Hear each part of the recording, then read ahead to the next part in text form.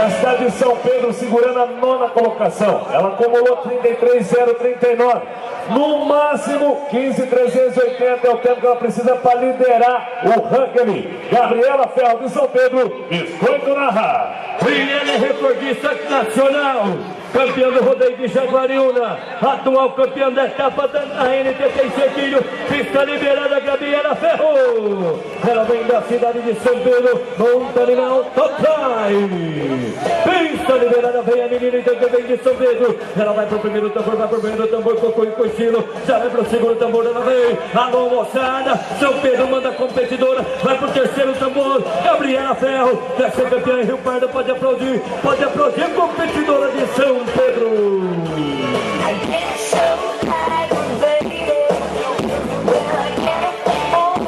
Gabriela Ferro com top fly, menina lá de São Pedro, trabalhou bem, ela virou um tempo curto. Parabéns a você que vem segurando a 9ª colocação. Vamos ver ali, 16.499 sem penalidade.